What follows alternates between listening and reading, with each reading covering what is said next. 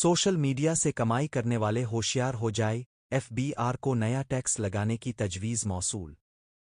Institute of cost and management accountants of Pakistan ने अपनी 2025-26 के वफाकी बजट के लिए अपने टैक्स तजावीज़ में सोशल मीडिया प्लेटफार्म्स से कमाई पर 3.5% टैक्स लगाने की तजवीज़ दी है।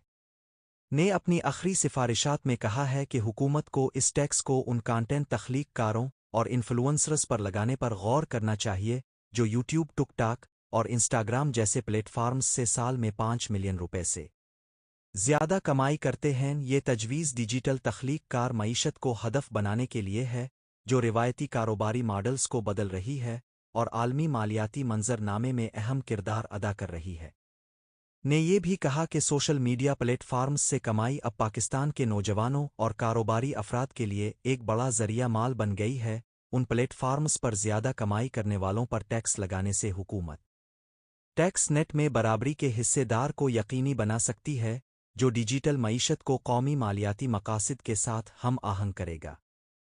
इसके अलावा ने नेटफ्लिक्स, डिज्नी और हॉट स्टार जैसे स्ट्रीमिंग सर्विसेज पर डिजिटल सब्सक्रिप्शन टैक्स लगाने की भी तजवीज़ दी। तंजीम ने कहा कि ये प्लेटफार्म्स अब शहरी तर्ज ज़िंदगी और तफरीही सारिफियत का हिस्सा बन चुके हैं। ताहम इसने ये भी तजवीज़ की कि कम आमदनी वाले ग्रुपों और बच्चों को इस्तिस्ना दिया जाए ताकि डिजिटल शमूलियत और इंसाफ को बरकरार रखा जा सके।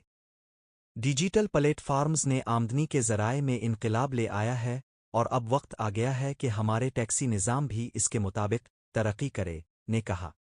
सोशल मीडिया और सब्सक्रिप्शन बेस्ड आमदनियों को टैक्स फ्रेमवर्क में शामिल करके हम ये यकीनी बना सकते हैं कि जो लोग डिजिटल दौलत से फ़ायदा उठाते हैं वो कौमी तरक्की में अपना मुनसिफाना हिस्सा डाले।